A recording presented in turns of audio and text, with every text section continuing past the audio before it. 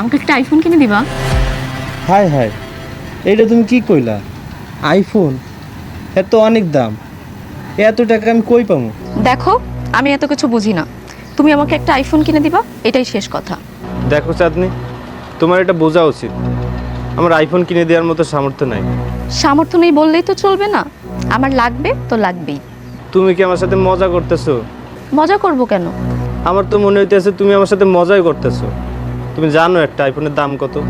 এত কিছু তো আমার জানার দরকার নেই। আমার বান্ধবী রত্নারে ওর বয়ফ্রেন্ড আইফোন কিনে দিচ্ছে। তোমার বান্ধবী রত্নার বয়ফ্রেন্ড একটা আইফোন কিনে দিছে, তাই বলে কি আমারও কিনে দিতে হইব? লাগবে।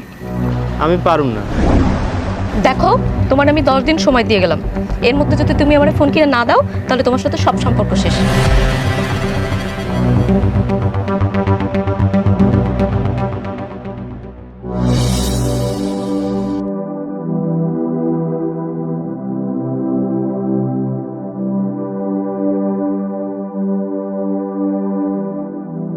কিরে বন্ধু, তোরে চার দোকানে খুঁজে আসলাম, পাইলাম না তো। এখানে বসে কি চিন্তা করস? মনটা ভালো নয় রে। কেন, কি হয়েছে তোর? দেখ বন্ধু, চাঁদনি আমার একটা আইফোন কিনে দিতে কয়। তুই ক বন্ধু, আমি মানে এত টাকা কই পামু? কইলেই হইল, আইফোন কি মামা বাড়ির মুয়া? আবার আমরা 10 দিনের সময় দেওয়া গেছে, আর তুই ক এত টাকা আমি কই পামু 10 দিনের মধ্যে? বন্ধু, তোর একটা কথা কই। ক। বন্ধু, তুই চুমকিরে ভুলা যা। যে মাইয়া তোর কষ্ট বোঝে না, সে মেয়ের তোর জীবনে রেখে লাভ কি? এমন কথা কইস না রে বন্ধু, আমি চাঁদনি রে আমার নিজের জীবনের থেকে বেশি ভালোবাসি। দেখ, আমার মনে হয় চাঁদনি তোর ভালোবাসার সুযোগ নিতেছে। ও একটা লুভি মেয়ে। দেখ খবরদার, চাঁদনি নামে উল্টাপাল্টা কিছু কইবি না। চাঁদনির নামে উল্টাপাল্টা শুনলে মেজাজটা খারাপ হয়ে যায়।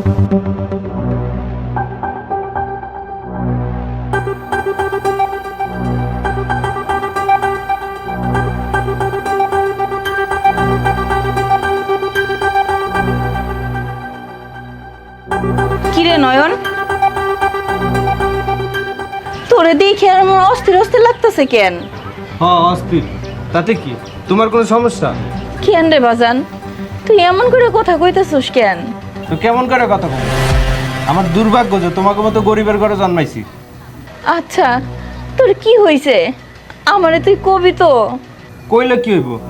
পারবা আমারে 2 দিনের ভিতরে 1 লাখ টাকা দিতে? পারবা না, যা পারবা না তা বলে লাভ নাই।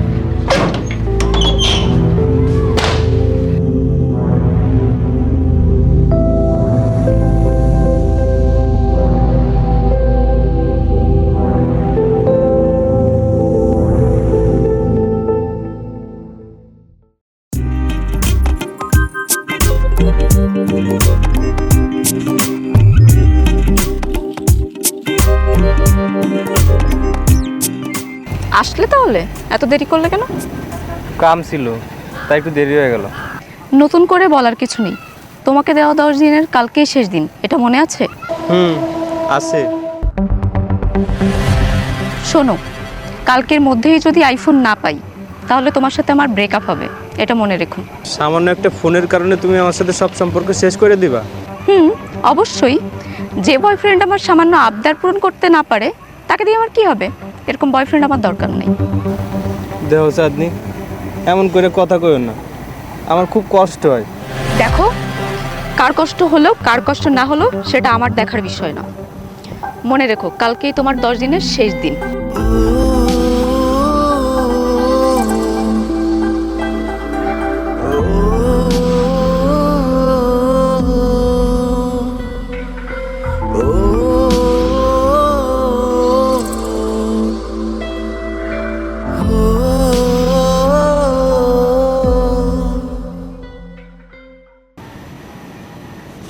রহিম, আচ্ছা, এই যে টিউনো সাহেব যে চিঠি পাঠাইছে, হ্যাঁ, এই যে মিটিং আছে পরশুদিন, তো এটা তোরা আমার আগে জানাবি না?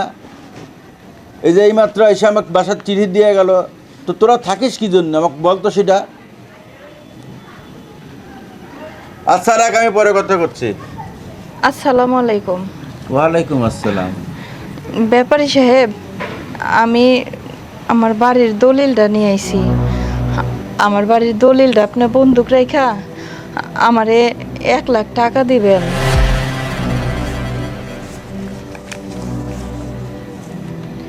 কোনো ঝামেলা নাই আমার বাড়ির দলিলে। সবই ঠিক আছে, টাকা তুমি কি জন্য নিচ্ছ সেটা আমি জানি না। যেহেতু রহিম বলছে, আমি তোমার টাকা গুছাই রাখছি। এ নাও, তোমার পুরো টাকাটাই এখানে আছে। আর আমি এখন হলাম ইউনিয়ন পরিষদ মেম্বার। তুমি যদি আমার এখন ব্যাপারে ব্যাপারি করো, এটা তো কেমন লাগে না? না আসলে হয়েছে কি ব্যাপারী সাহেব, অনেক আগে থেকে আপনারে ব্যাপারই কয়া অভ্যাস হয়ে গেছে, তো এই সোনার মেম্বার মুখে আসে না। আচ্ছা ঠিক আছে ঠিক আছে, তোমরা নিজের মানুষ। আচ্ছা ব্যাপারী সাহেব, আমি এখন আসি। হ্যাঁ, আচ্ছা, আসসালামু আলাইকুম। ওয়ালাইকুম আসসালাম।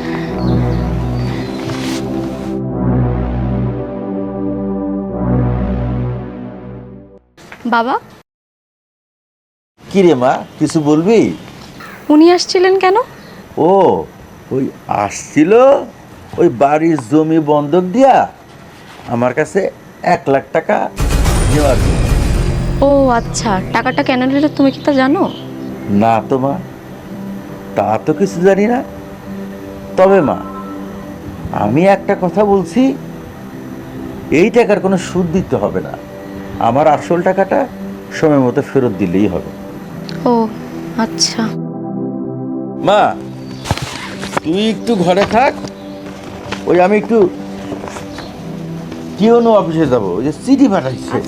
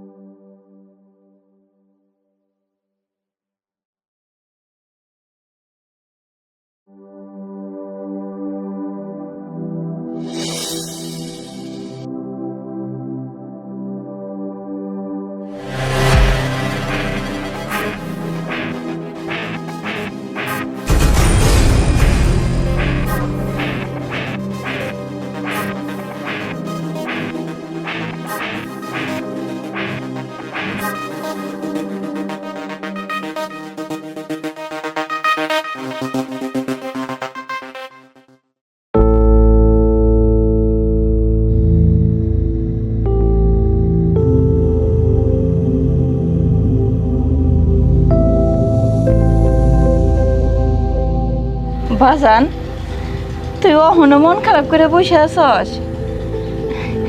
এই দেখ, আমি তোর লিগা টাকা নিয়ে আইছি, 1,00,000 টাকা। মা, তুমি সত্যি আমার জন্য টাকা নিয়ে আইছো? হরে বাজান, বাজান তোর ওই মুখের হাসিটুক দেহনের লিগা আমি আমার কলিজাও কেটে দিতে পারি। ও বাজান, আর একটা কথা, ওই যে ওই পাড়ার রহিম মেয়ে আছে না, ও না এখন কথা কইল রে বাপ। কথাটা শুনে আমি বিশ্বাস করি নাই।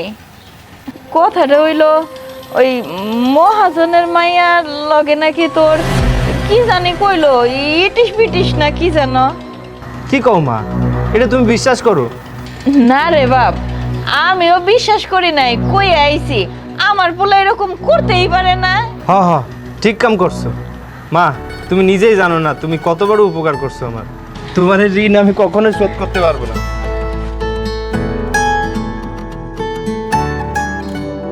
বাজান রে, তোর ওই মুখের হাসিটুক দেওয়ানের লেগা শেষ পর্যন্ত আমার এই স্বামীর ভিটা বাড়িটা আমি বন্ধুক রাখলাম। আমার যে কত কষ্ট হইতেছে তোরে আমি বুঝাইতে পারবো না রে বাপ, বুঝাইতে পারবো না।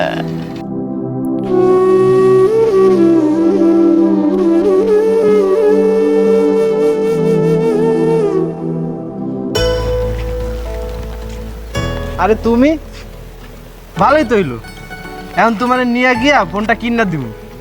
এই দাও 1,00,000 টাকা। না, দরকার নেই। দরকার নাই মানে কি?